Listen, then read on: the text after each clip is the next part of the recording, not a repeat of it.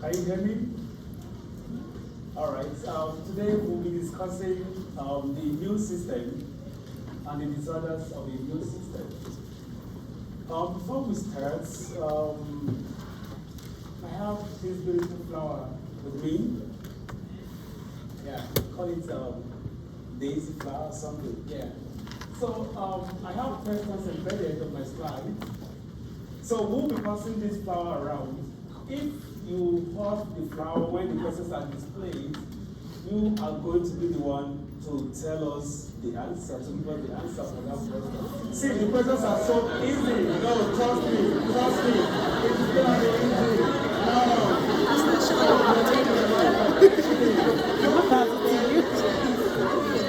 right. Yeah, we're going to start from here. You don't have to rush, you don't have to say it so quickly. Yeah. And then the first person to get the question correctly will be the goat for today. We're going to give the person the medal for today to go home for 1 week. So there are so many incentives. All right. Take it easy. All right. Okay, today we'll be discussing the immune system. We know the immune system protects us from what? Pathogens. You know the difference between a pathogen and a microorganism. Are they the same or they are different? They're different. A pathogen and a microorganism, are they the same? No. What's the difference? It's not part of the exercise. Okay. Perfect. Pathogens cause illnesses. They are dangerous, they are harmful to our body system, whereas microorganisms are all those tiny stuff. Some of them are actually good for us. We have some bacteria that are normal flora. They live on our body and they don't cause any illnesses, okay? All right. The immune system is not like the cardiovascular system where we have an organ system, tissues, and things like that. The immune system is just like a combination of so many functions. It recruits, fighters from different areas to perform its functions. Okay?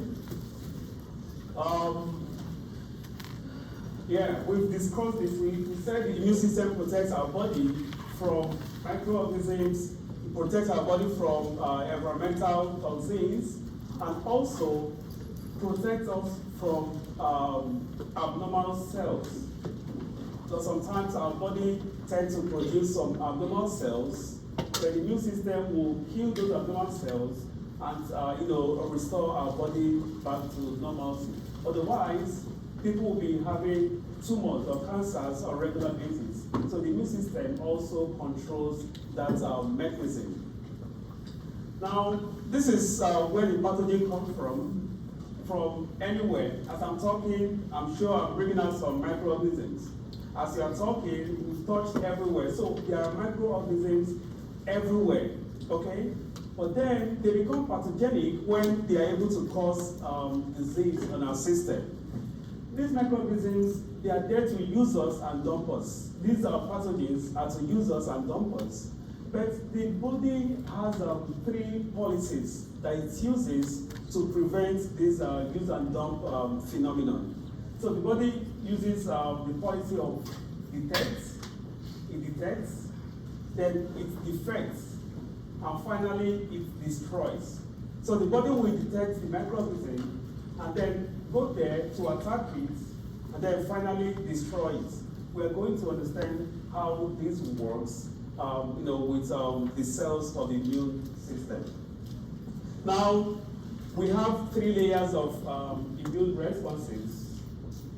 We have the outer wall, which is our body, our coverings, our skins. Then, if microorganisms or if pathogens overcome the first layer, it goes to the second layer, which is the innate. Although the innate also constitutes the outer one, I will describe that later on. But then, if the second line of defense is broken, then the body will recruit the inner one, which is the adaptive immunity. I will talk about this quickly. This is what I mean. This is the immune system, which is divided into two major departments. The first one is the innate. When we say something is innate, what does it mean? It's within us, right? We are born with it.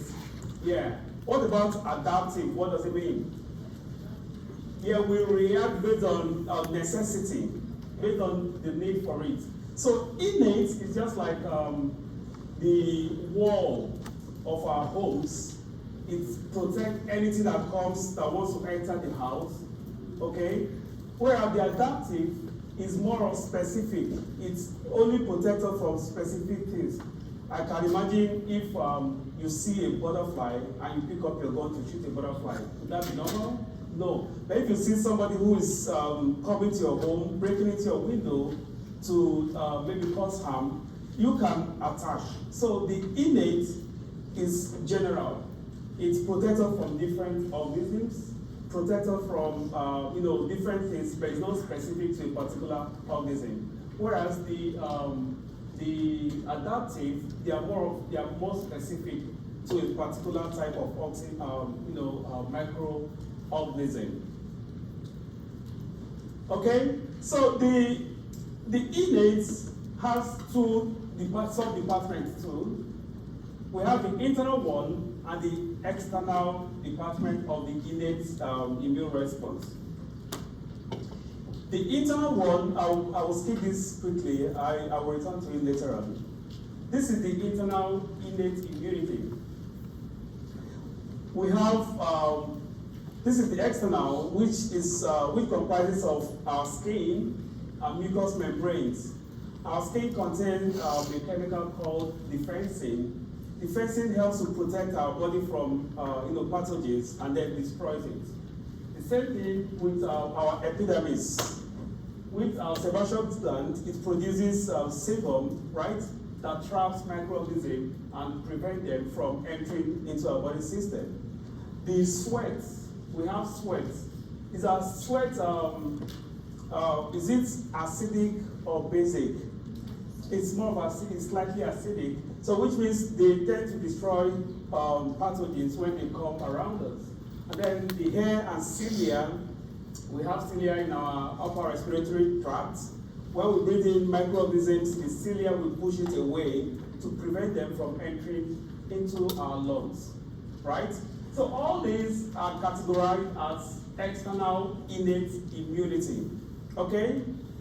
Now, any question regarding the external? Any question? All right, the internal has three sub-departments.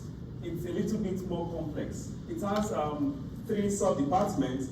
We have the cellular, the chemical, and the physiological. I'll discuss this in the next slide, but let's go to the chemical component of it. Sometimes, I remember back then in Nigeria, when I was younger, we used to fight when coming back from school. It was rough those days.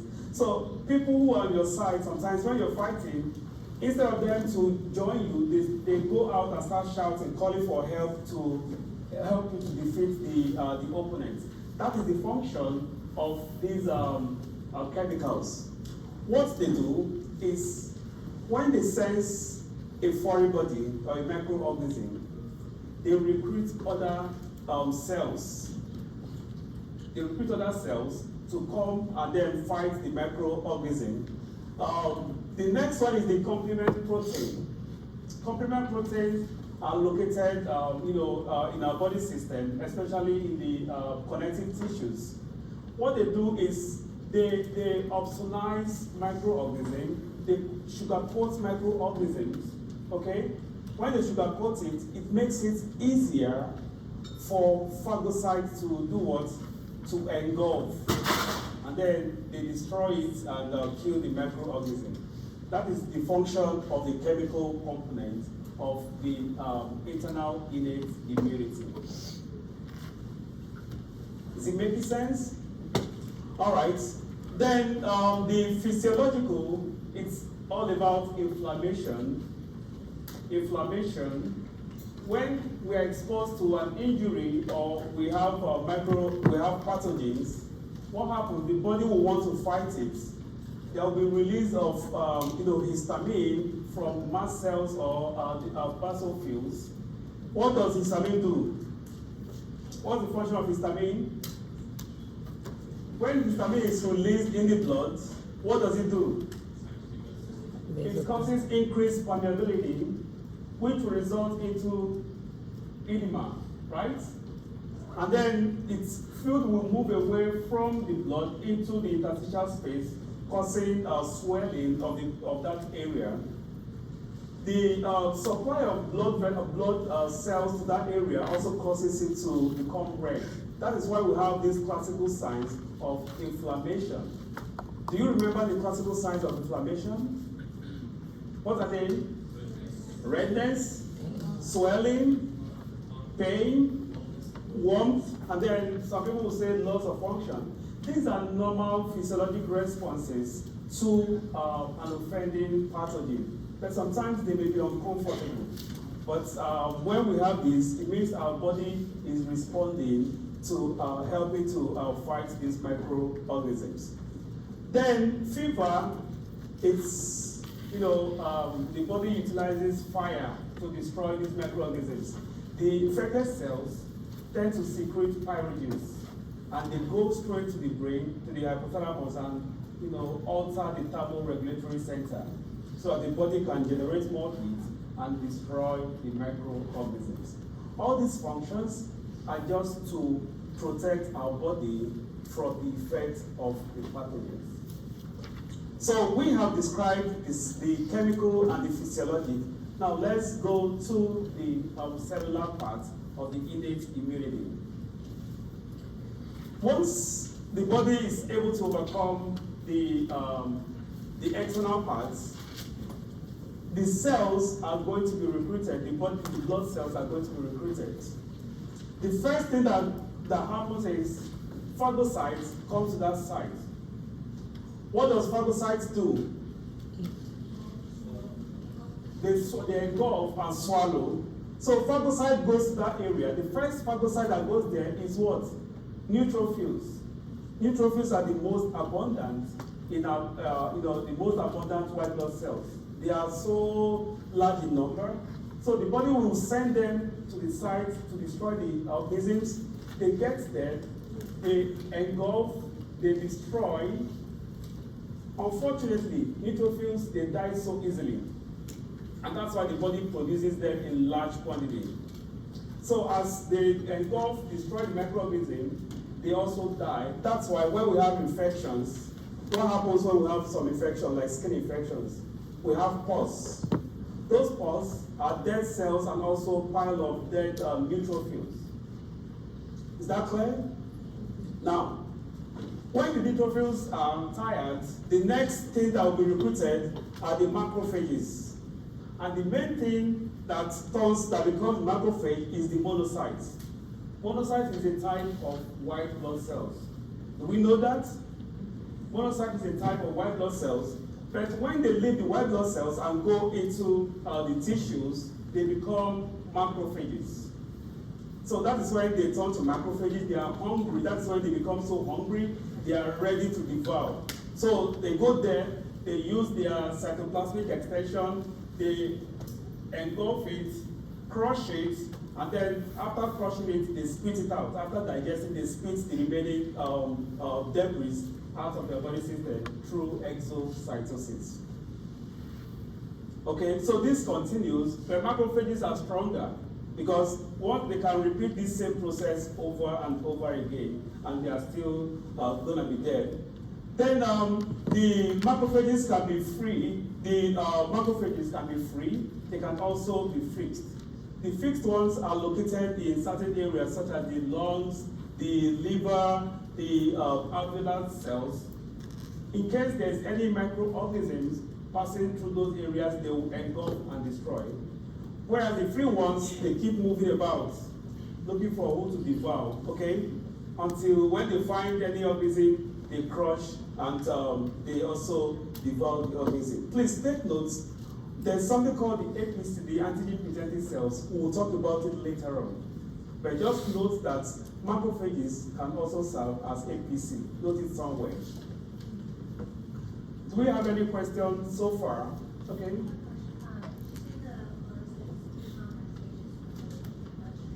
Yeah, monocytes are in the bloodstream when they are white blood cells. They are called monocytes. But when they are needed and they leave the they leave the blood vessels to attack the organism, they become macrophages.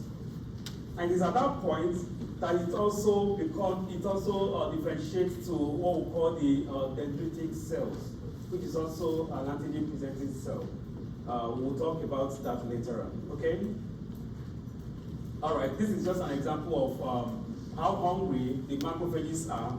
They utilize their receptors, engulf it, phagosome and the lysosome combine together to crush the organism and then spit it out through exocytosis. This is also another picture depicting that process.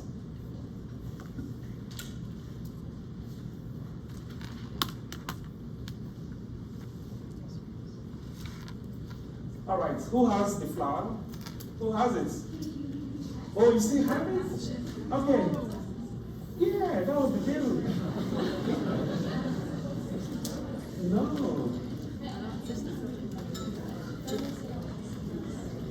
All right, she's gonna pass it, but she won't receive the medal. Okay, the next person will receive the medal. All right, so you answer this question. Yeah. So monocytes move from the systemic circulation into the general connecting tissues, where they differentiate into what? Macrophages. Macrophages. Any contrary opinion? No. As simple as ABC. Let's move. Now this is the white blood cell. In as much as we don't want pathogens to enter our body system,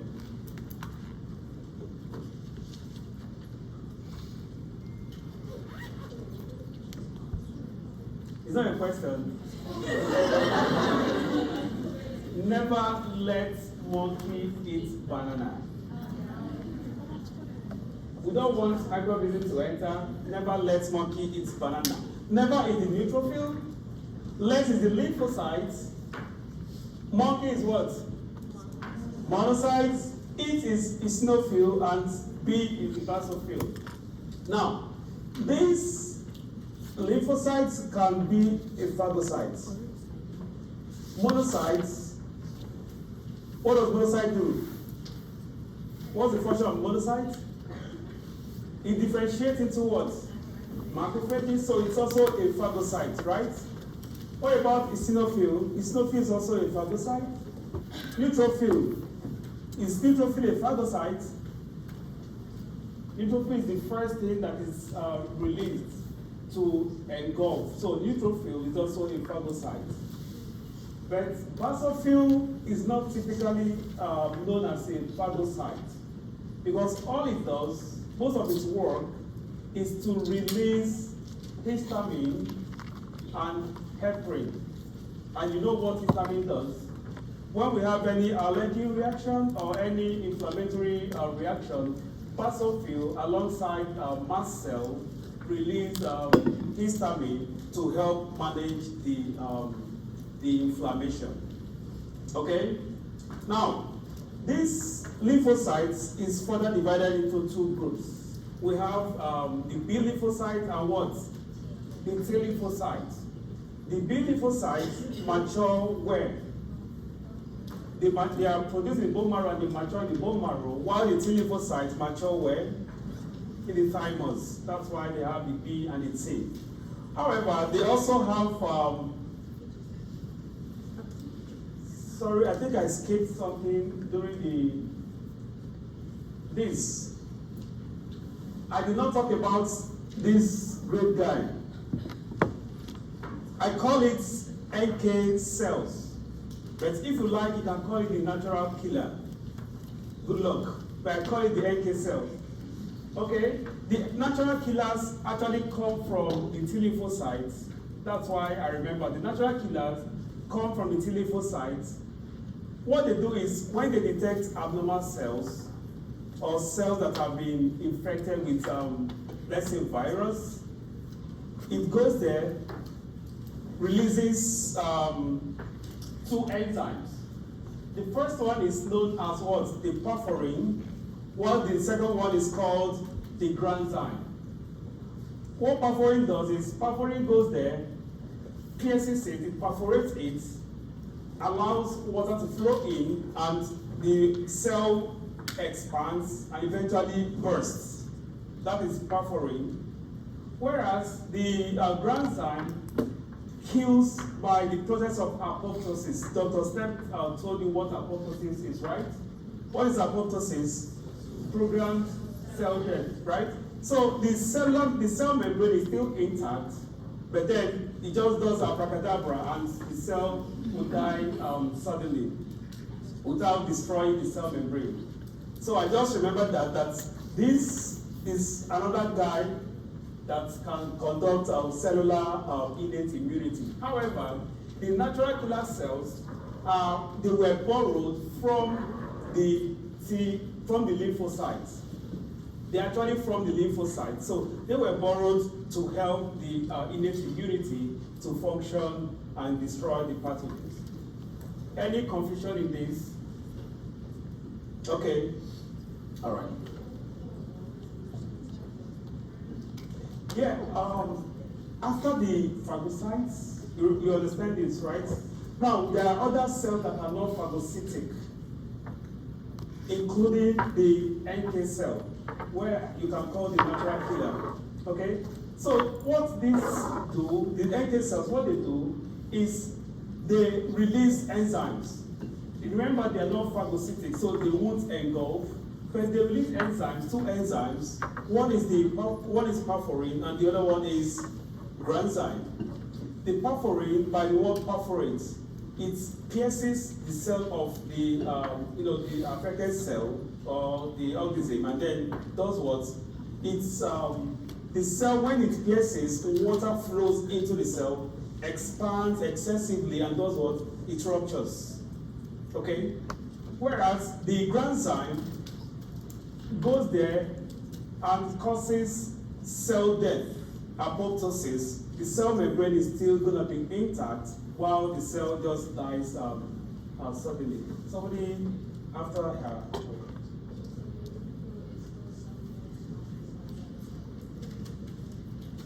The basophil? Yeah, basophil mostly affects inflammation. Yeah, still cellular. Yeah, but theirs is just to help with inflammation. Okay? They are under the physiologic aspects, under the physiologic innate immunity.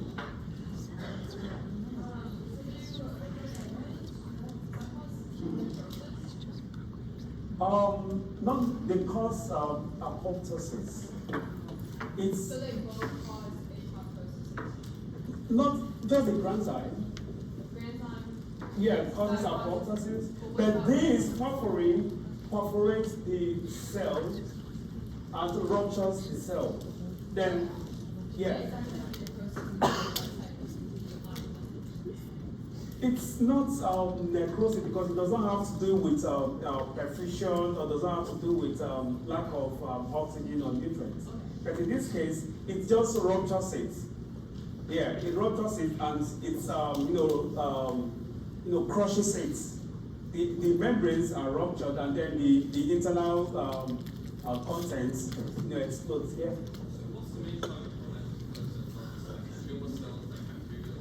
Yeah, the main targets are abnormal cells. Abnormal cells in the body could be tumor cells. It could be cells that are infected with mostly viruses.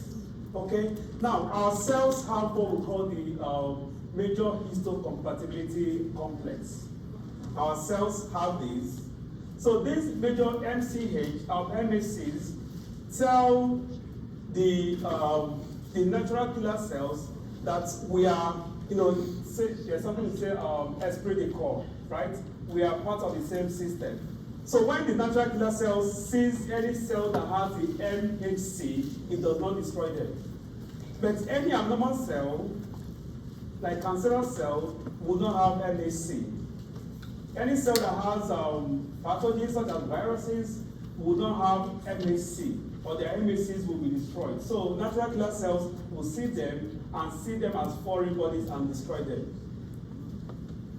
Does that make sense? All right. So this is the B lymphocyte, the T lymphocyte, and the natural killer. But this natural killer functions as an innate, it helps the innate immunity to function appropriately. This is just types of white blood cells and what they function specifically for. Neutrophils, eosinophils, basophils, the monocytes. Monocyte is the big guy that becomes the macrophage that destroys microorganisms. So when a patient has high amount of basophil in the blood, what does it mean? It could be some allergic reaction that require the release of histamines. So this patient will need more basophils that will make them produce more histamines to address the inflammation. Yeah, what about eosinophils? Yeah, infections such as eosinophils, parasites, but mostly also allergy or patients who have asthma. When they have patients who have asthma, when you check their eosinophils, sometimes it goes high because that is what helps to control the situation. And then we have the monocyte that deals with bacteria, viruses, and fungi. Remember, we've not talked about the T lymphocyte, the lymphocytes yet. Okay? Please feel free to ask questions if you have any questions, okay? All right. Now, the complement system, I've talked about it, that helps, it sugarcoats the organism and makes it palatable for the macrophages to be able to engulf. Otherwise, macrophages will see it, this is not sweet, I'm not going to eat it, but it adds sugar to it and makes it possible for macrophages to engulf the organisms. But then it also triggers inflammation. Remember, complement is part of the chemical section. So it also triggers inflammation, calls the basophil, calls neutrophils, and make them come together to fight the organism. And eventually, it dissolves the organism and then helps to remove what we call the antigen-antibody complexes in our body system. Because once there is an antigen-antibody complex, the body removes them, takes them to the liver or the spleen, where they are destroyed permanently. But when this process is altered, these antigen-antibody complexes may start destroying some of our body parts. That's what we see in patients who have glomerulonephritis. Okay? Now, I've answered this question. So who has the flower? Okay, this is so easy.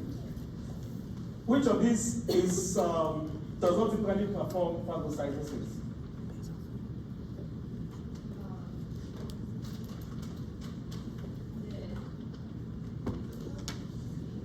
Yeah, she said basophil, which is correct. Any contrary opinion? No. Let's move. Now, the complement system is responsible for destruction of microorganisms, blood clotting, increase in extracellular fluid, and production of pain. What do they do? Who has the lazy? Who has it?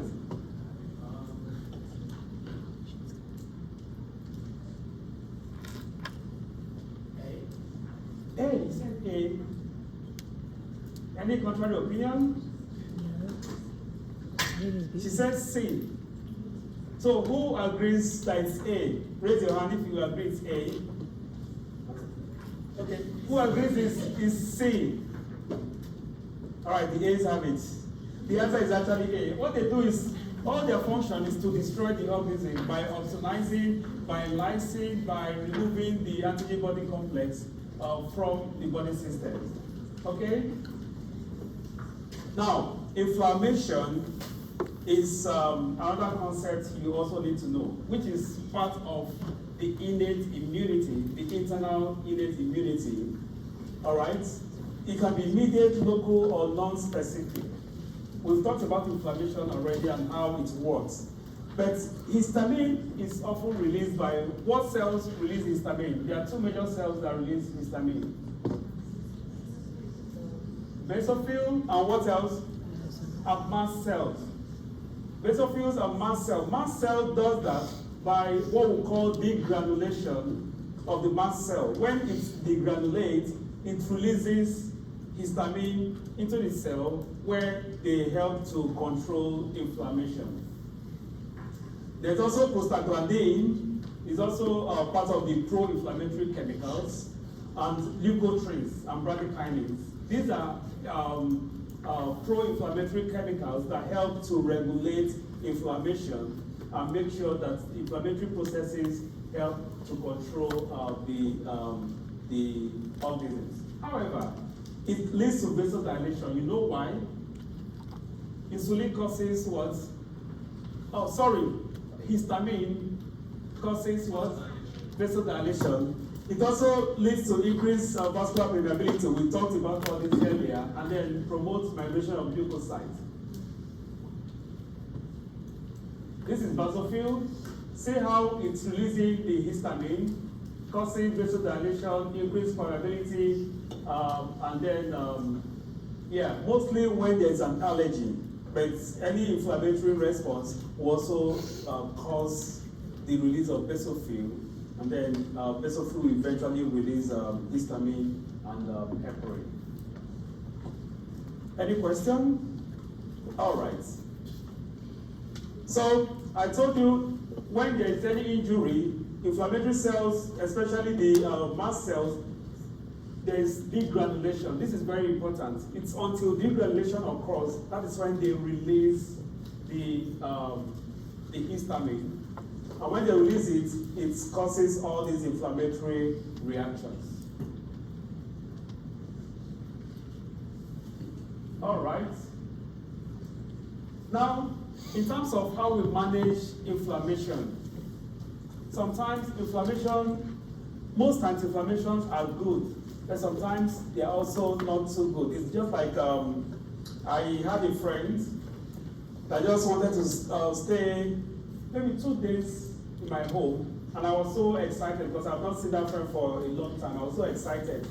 But the friend stayed 2 days, 3 days, 1 week, 2 weeks, 3 weeks. If you were the one, how would you feel? Even though I was excited the first day, but subsequently after 2 months, I became irritated.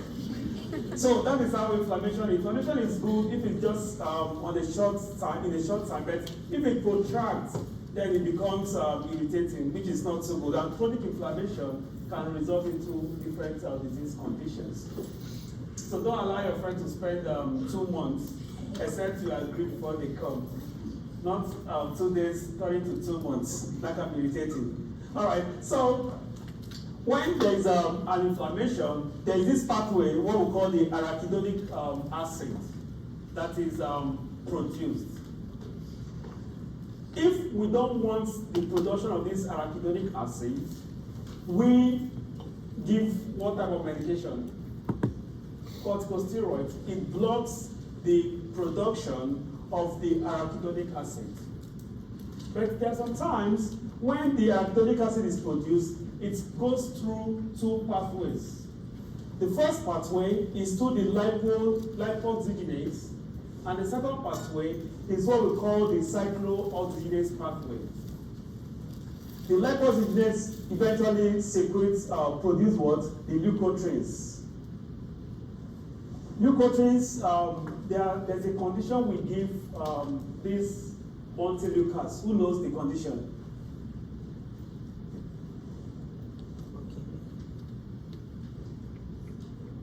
give them in a patient with respiratory issues, or asthma, or severe allergy that affects the respiratory system. What we do is we prevent the conversion of this lipoxygenase pathway into leukotrienes. The same thing occurs in cyclooxygenase. If we give this patient aspirin, we block it from producing prostaglandin and what? Thromboxane. Prostaglandin induces vasodilation. These are pro-inflammatory cells, and it also causes bronchoconstriction.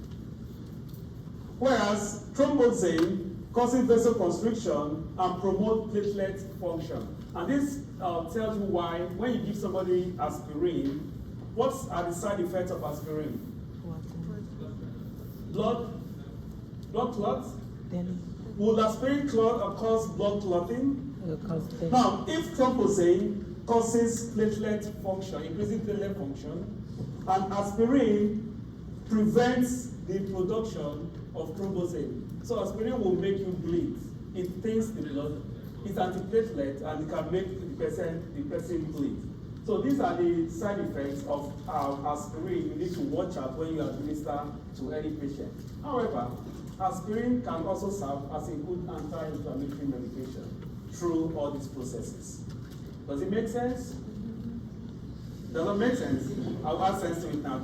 Tell me, at what point do you have issues? The aspirin or any NSAID, it blocks the cyclooxygenase pathway from being converted to prostaglandin and thromboxane. But this thromboxane is really important, especially in terms of producing platelets and increasing the functions of platelets. But if we give aspirin, we are blocking this pathway. So thromboxane won't be produced, prostaglandin won't be produced. But then, because thromboxane is not produced, the patient can bleed easily too. Yeah.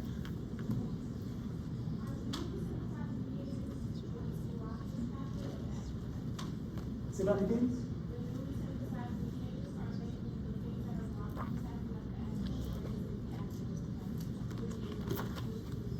This Montelukast is a medication, it's a pill that we give patients with some respiratory conditions. So it blocks this pathway, it prevents arachidonic acid from being converted to leukotrienes. So they are called anti-leukotrienes. Okay, it blocks this pathway and prevents the patient from producing leukotrienes. And when leukotrienes are not produced, now what are the functions of leukotrienes? Can you see it? Smooth muscle contraction, constrict pulmonary airway. So a patient with asthma, you can give Montelukast. It blocks that pathway and prevents leukotrienes from being produced. What are the mediators? Are they things that block it, like corticosteroids, aspirin, or are they? The mediators are the leukotrienes, prostaglandin, and thromboxane. Yeah, thank you.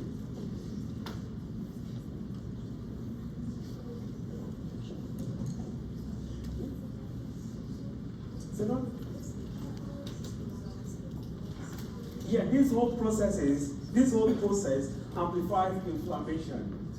Okay, but when we don't want inflammation, or when sometimes inflammation may not be too good, but they cause pain and severe discomfort, we give certain medications such as corticosteroids, we give NSAIDs. And that is one of the reasons why, if you give NSAIDs, what is one major side effect of NSAID? Gastritis, and you can also bleed. There could be internal bleeding too when you give NSAID. What is the reason? Because you are blocking the production of what? Thromboxane. What's an example of NSAID? Ibuprofen. Acetaminophen is not an NSAID. Ibuprofen. These are NSAID, and that's why you don't give to somebody who has a tendency of bleeding internally. Okay? Now let's move fast. Oh. I'll start working.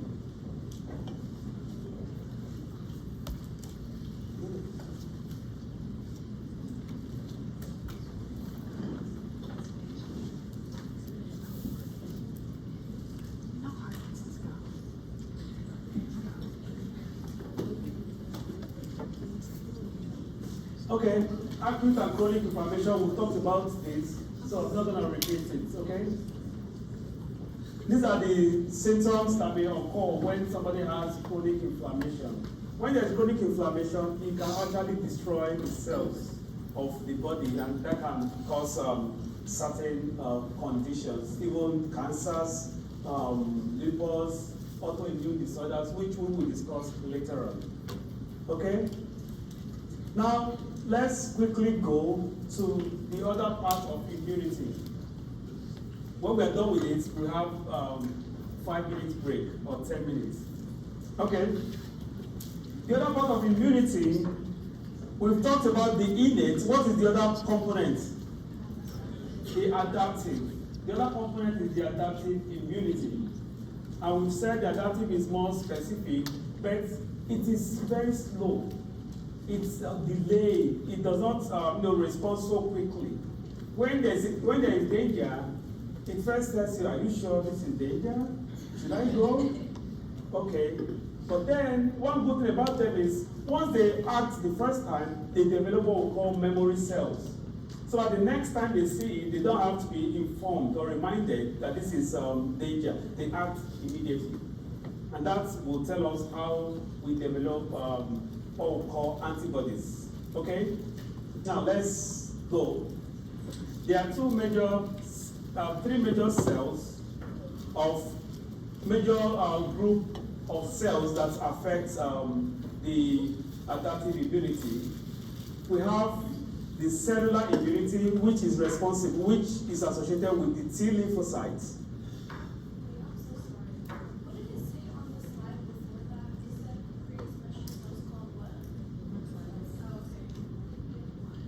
All right, so we have the cellular immunity, the humoral. When you say humoral, what does it mean?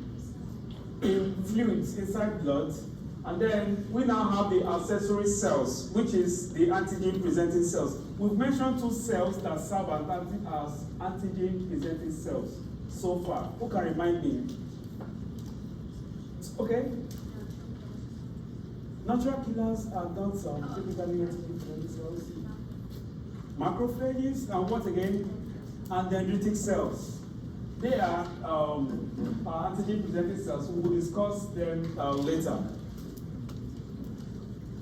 Okay, this is adaptive immunity. Once we have them the first time, they develop memory, and then the next time we are exposed to the organism, it comes with force and destroy the organism.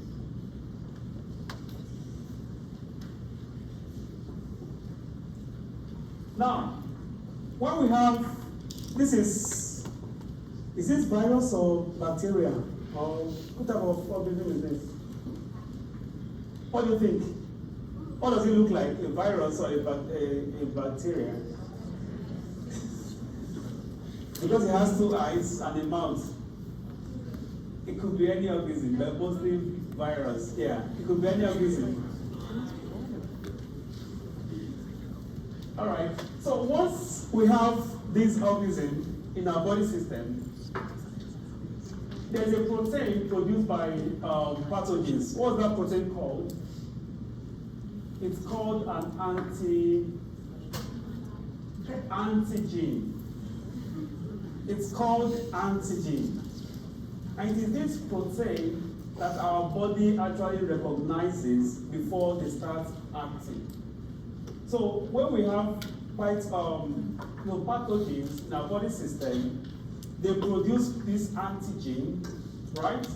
But then the antigens, because this immunity is low, it waits until somebody calls them and say, hey, we have danger around, please, can you work? Otherwise, they will not function. That's why they are delayed, they have delayed response. Now, the antigen has to be presented to the lymphocytes before the function.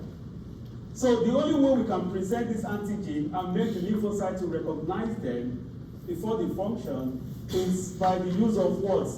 Antigen presenting cells. It is these antigen presenting cells that now serve the the antigen to the lymphocyte as food. That is the tray they use and serve the lymphocyte before they respond and start acting. Now, the lymphocytes are divided into B lymphocyte and T lymphocytes. The B lymphocyte is the humoral immunity, while the T lymphocyte is called what? The cell-mediated. The cell-mediated immunity. Is it making sense? All right. Yeah, this is it. This is the antigen presenting cells. What is this? This tiny thing here, that is the antigen. This is the antigen. I didn't include the organism. It's too ugly, so I didn't want to include it here. Yeah, so the antigen carries the antigen presenting cells carry the antigen and they present it to the T lymphocytes. Now, it requires a tray. You know, some people cannot eat if you don't serve them food without a tray.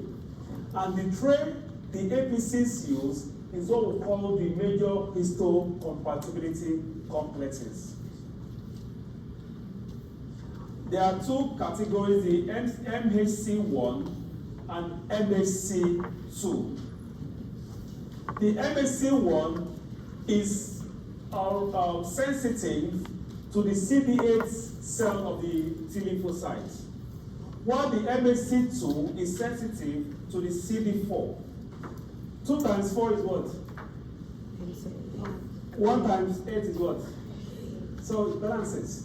So these are the two receptors that we have in the T lymphocyte. There are other receptors too, but these are the two major ones. So once it's connected to these receptors, the T lymphocyte will be activated to start functioning immediately. Okay? These are other professional antigen presenting cells. We have the dendritic cell, we have the B cells, the macrophages, and the reticular cells located in the lymph nodes. But you know the function of APCs now, right? It carries the antigen and presents it to the T lymphocytes using the major histocompatibility complex, depending on the type of cell. If it is a major histocompatibility complex 1, it's sensitive to what cell? The CD8. If it is MHC2, it's sensitive to CD4. Now, this is the T cell. Has the CD4 and the CD8, right? The CD4 now becomes the T helper cell or helper T cell. The function of the helper T cell, it just helps all the cells and encourage them to be activated. Whereas the CD8 is the cytotoxic cell. What is the name of this cytotoxic cell?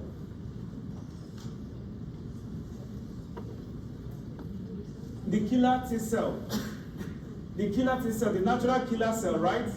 Which we borrow from this type of immunity and send it to the innate to help it fight, to help with apoptosis and help with the destruction of the organism. Do you remember the cellular response of the innate immunity? I'm going to go back a little bit.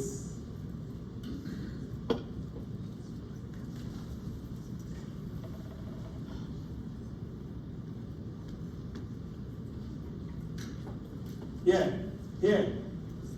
This is the natural killer cells. They are originally from the T cells, but they were borrowed to help with the innate immunity, to cause apoptosis and also cause the destruction of the cells using the perforin. Okay? From the lymphocytes, yeah, they are derived from the lymphocyte. It's T lymphocyte, the B lymphocyte, and the natural killer cells. Okay? So, though the lymphocytes are for the adaptive immunity, we also make use of the natural killer cells for the innate immunity. It borrows it just to help supplement its function.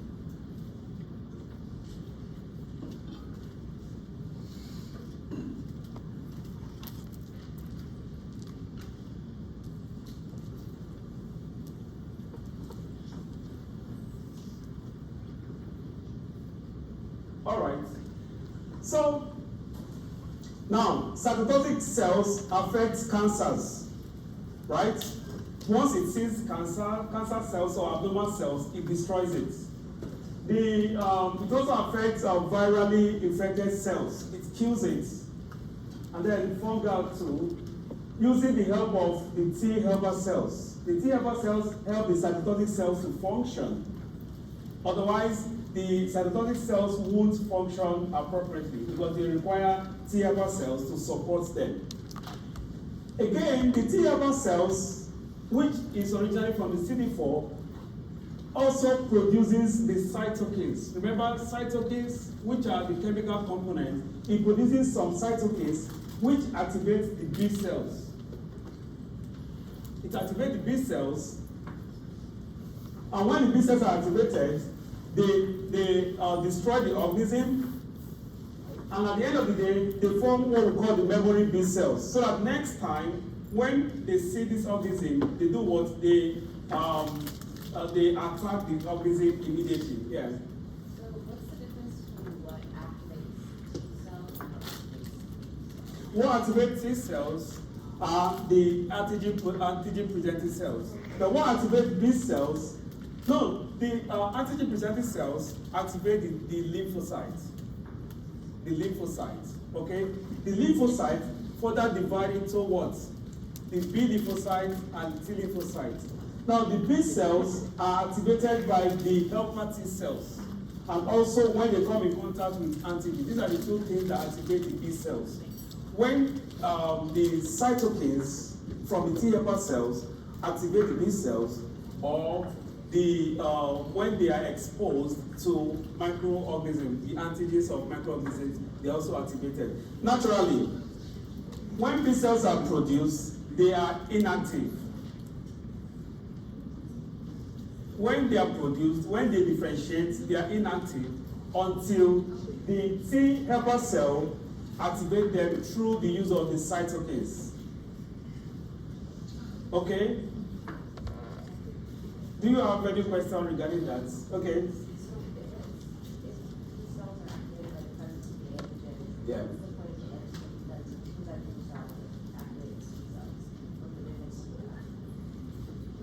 The antigen presenting cells activate the T cells, right? Now the T cells divide as CD4 and CD8. The CD8 is cytotoxic, right?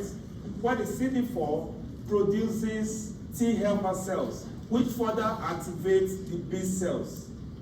And sometimes the B cells also serve as antigen presenting cells themselves to the T lymphocytes. Okay? So that is how it functions. Now the interesting thing here is this. After this slide or the next one, we go for break. I know people are tired. It's becoming complex, right? Now, once the person is exposed to an organism the first time, the body will produce what we call the plasma, the effector cells. What does the plasma do? The plasma produces a lot of antibodies. The plasma is what produces a lot of antibodies. The antibodies will be there, so at the next time you are exposed to that particular organism, remember this is specific now, the next time you are exposed to that organism, what happens? The antibodies will go and destroy the organism. And that is the role of the memory B cells. They remember so that when next I see this organism, the antibodies will react and destroy them immediately. Yeah, ask your question. So B cells are activated by helper T cells unless they identify something that they've already, like a memory that they've. No, the first time. The first time they are inactive until they are activated by the T helper cells through the use of cytokines. They can also be activated by exposure to the antigen. These are the two ways B cells are activated. Exposure to the antigen directly or through the T helper cells. All right? And then they continue, so that the second time they are exposed to the organism, the memory T cells will call the antibodies, please, I need you to act immediately. So that response becomes slower the second time and more aggressive. And this is why when we do give certain vaccines, we are trying to recruit some of these memory cells to activate antigens. Where are antigens produced from? What cells produce antigens? Antibody. What cells produce antibodies? Plasma produce antibodies. Plasma produce antibodies. Okay? Because of plasma, we call that humoral. Because of that plasma. That is what gives it the name humoral immunity.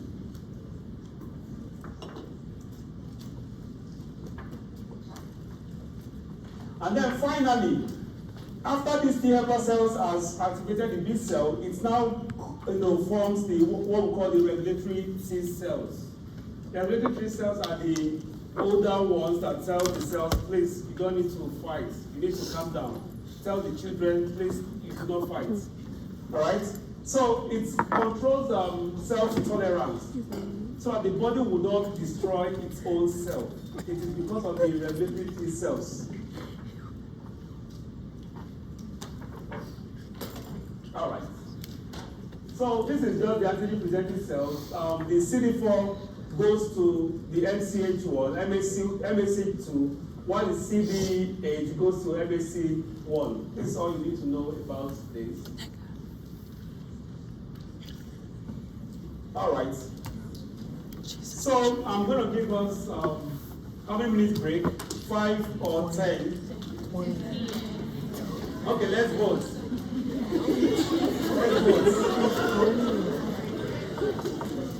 If you want